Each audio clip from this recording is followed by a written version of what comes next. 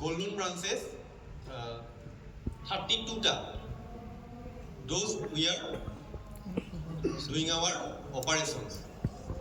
Area আছে আমাৰ 6টা, মৰাণ আছে, মিৰ্জা আছে, শিপাজাৰ আছে, বশিষ্ঠ আছে, বোকাঘাট আছে আৰু নলবাৰী আছে 6টা। আজিৰ তাৰিখত যদি মই ক্লাইণ্ট হিচাপ কৰোঁ আমাৰ গুৱাহাটী ৰিজিয়নৰ, তো ক্লাইণ্ট এৰাউণ্ড 1,25,000 ক্লাইণ্ট আমি চাই আছোঁ। Very good. আমাৰ পজ আছে 350 crore.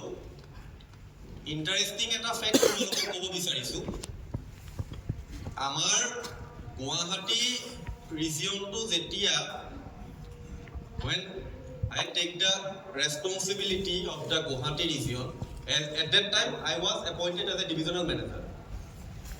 At that time Guwahati regionor portfolio asil 23 crore, bearing numbers of branches around 12. We had 12 numbers of branches in Guwahati region, bearing the portfolio of 23 to 24 crore, something like that.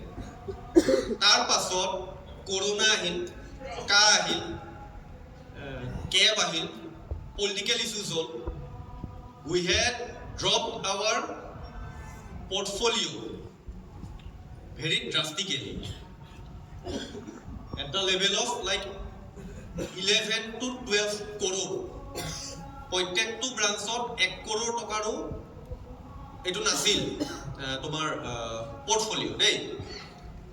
বাট আজি সোয়া we are in 2024, আমাৰ portfolio হৈছে 350 crore.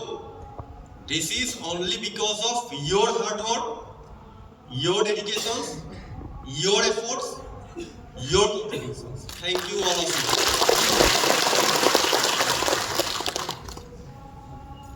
খালি এতিয়া অলপ এটো micro finance branch কিনিৰ কাৰণে আমাৰ অলপ পাৰ লাগি আছে। কিছুমান natural ক্যালামিটিজ we have faced,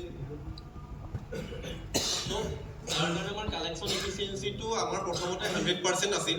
We have the 100% collection efficiency, but as of now we have the 97% of collection efficiency as on dated 29th of November.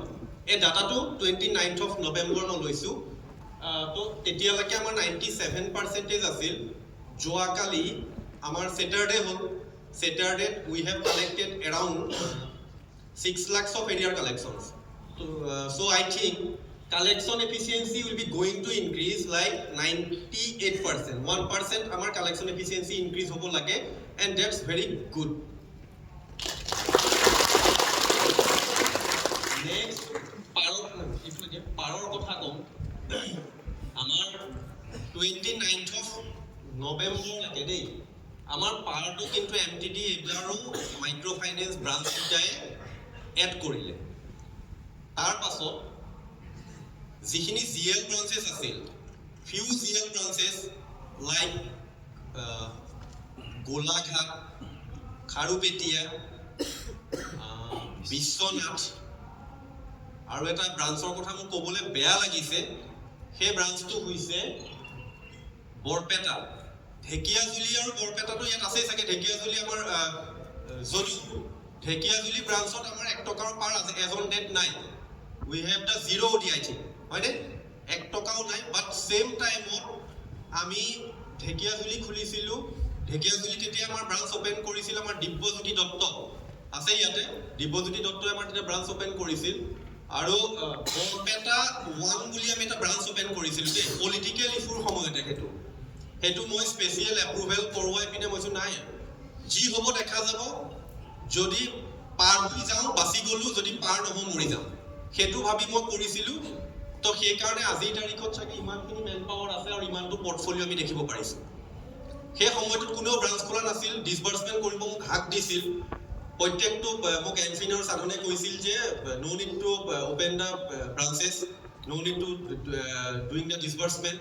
বাট মই ৰিস্ক ললো, অলপমান এৰিয়া মেনেজাৰে ক'লে যে নাই ছাৰ আমি কৰিম, তো তোমালোকেও সেইখিনি ছাপোৰ্ট কৰিলা, তো আমি ঢেকীয়াজুলিত এটা ব্ৰাঞ্চ খুলিছিলোঁ after Covid after Covid Dhekiajuli খুলিলোঁ, বৰপেটা খুলিলোঁ। বাট মই এটা বস্তুত অলপ ৰিগ্ৰেট ফিল কৰিছোঁ, কাৰণ বৰপেটা বৰপেটা 1 ব্ৰাঞ্চে আজিৰ তাৰিখত তাতে 28 numbers of customer adding in পাৰ। তো সেই বস্তুটো ভাল হোৱা নাই। এইটো মই আমাৰ সেইটো সময়ত